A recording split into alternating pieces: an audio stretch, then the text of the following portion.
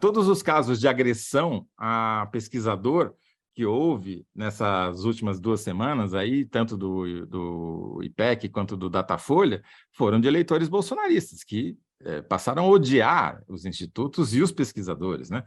Então, eu acredito que exista, sim, ou uma recusa ou um voto oculto no Bolsonaro que eles simplesmente não declaram para os entrevistadores. E aí nós teremos que pensar em novos critérios não, novas técnicas para tentar estimar esse voto bolsonarista com base em outros recursos, porque você não pode obrigar o cara a falar, se ele não quiser falar ou se ele Isso quiser é, mentir, você não tem como medir isso. isso é muito importante você estar falando, o Toledo, por exemplo, o que pode ser feito? É metodologia? Que novos métodos poderiam ser esses, como você falou agora? Como captar isso? E não só os institutos de pesquisa, mas como os cientistas políticos mesmo, que muitas vezes não conseguiram captar isso, né? Aí Bolsonaro vem com o discurso do data-povo, que é absolutamente equivocado, e as pessoas acabam acreditando nele, falam, tá vendo? Eu digo, olha lá, o data-povo é que funciona. O que poderia mudar na tua análise dessas pesquisas na captação desse eleitor? É muito difícil, eu não tenho essa resposta, Fabiola. Imagino que todos os institutos no mundo estão se fazendo essa mesma pergunta e não é de hoje, né? Não, a metodologia que a gente tem hoje, mais confiável, que é a entrevista pessoal, ela tem um problema de timing. É mais difícil você fazer uma entrevista pessoalmente na véspera da eleição, no dia da eleição, enfim, fica muito complicado. A entrevista pelo telefone, no caso do Brasil, ela não atinge todo o eleitorado igualmente, você tem menos probabilidade de pegar os mais pobres. Então, nós temos um problema metodológico sem solução aparente, por enquanto. O Ricardo Barros disse que vai apresentar ainda hoje um projeto de lei para criminalizar os erros nas pesquisas eleitorais. O senhor acha que esse realmente é o caminho? O senhor também acha que a pesquisa que sair errada deve ser punida?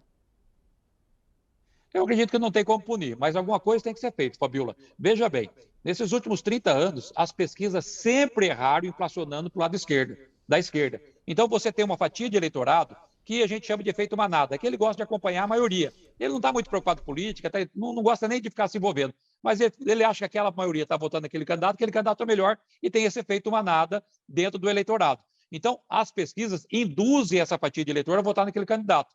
E os institutos sempre erram. E olha que coincidência, sempre erram inflacionando os candidatos da esquerda. Erraram com o presidente Bolsonaro, erraram com o Tarcísio aqui, erraram com o Marcos Pontes no estado de São Paulo. Pô, então você tem que ter alguns instrumentos. Não sei se é criminalizar, mas eu acho, na minha opinião, sem muito estudo, sem muito debate, que deveria limitar a divulgação das pesquisas a, no máximo, ao limite de 5 dias das eleições. E não divulgar pesquisas na sexta-feira. Isso aí eu acho que é um erro, porque induz muito o eleitor. O Ciro ele sai dessa eleição numa situação muito curiosa, porque ele perdeu a eleição, ele perdeu o rumo e perdeu até a palavra, porque ele pede algumas horas antes de se pronunciar. Você vê a diferença do pronunciamento da Simone Tebet em relação ao do Ciro. O que disse a Simone? Essa é a hora de os partidos políticos se manifestarem. Mas se não se manifestarem em 48 horas, eu me manifestarei, porque a minha decisão está tomada. Então ela insinua que a decisão dela vai na direção do Lula. O Ciro, nem isso, ele deixa no ar. Mas a decisão do Ciro se tornou secundária nesse processo. Primeiro porque uma parte do eleitorado dele já fez o voto útil e, presumivelmente, não foi para o Lula, o que para ele é constrangedor, porque o voto útil do Ciro foi para o Bolsonaro, ou parte dele, pelo menos.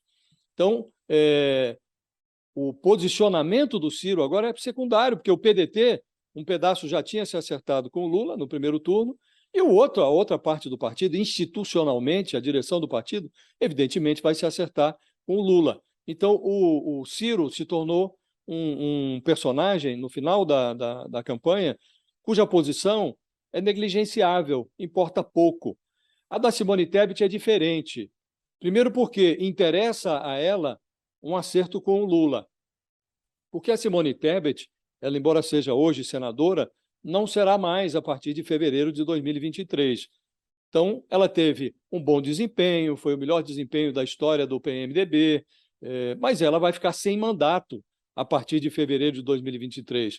Então, é muito difícil para uma personagem como ela, sem mandato, se manter na crista da onda. O senhor esperava que o presidente fosse tão bem votado depois da CPI da Covid? Eu acho que o presidente não ganhou a eleição no primeiro turno por causa da CPI da Covid. E ele sabe disso. Tanto é que ele não esquece o meu nome. Ele sabe que nós tiramos o presidente do cercadinho, nós trouxemos o debate para a nação brasileira. E se tinha uma coisa que irritava o presidente era quando se perguntava sobre vacina, sobre o comportamento dele em relação ao enfrentamento da pandemia. Então, você pega aí, por exemplo, o Rio de Janeiro elegeu o Pazuello. Pazuello foi o ministro da Saúde onde teve todas as mortes no Brasil. Hoje um comportamento totalmente estranho. Então, você vai questionar o quê? Vai dizer, olha, tu estás errado, está certo? Mas, senador, exatamente, desculpe interromper, mas exatamente isso que eu estava querendo perguntar para o senhor antes. O senador Pazuello, ele foi, o deputado federal general Pazuello, ele foi eleito em segundo, foi o segundo mais votado do estado do Rio de Janeiro, com 205 mil votos. Né? Tudo bem, do outro lado, a Nise Yamaguchi, a Mayra Pinheiro não foram eleitas, né, no Ceará e em São Paulo. Mas o Pazuello, que foi, digamos, simbolicamente a representação, né, do enfrentamento bolsonarista à Covid-19, foi o segundo mais votado de um dos maiores estados da federação em termos populacionais. Isso, que recado que isso passa para o Brasil, na sua opinião?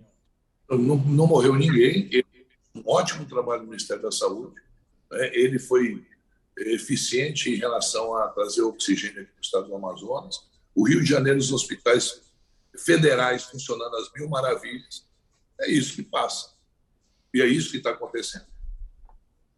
Agora, o senhor fez uma declaração que me pareceu muito categórica, né? Não fosse a CPI, o Bolsonaro teria sido reeleito em primeiro turno, a sua impressão? Com certeza, absoluta certeza. Absoluta certeza. Quem trouxe para o debate quem era o Bolsonaro foi a CPI da Covid. Qual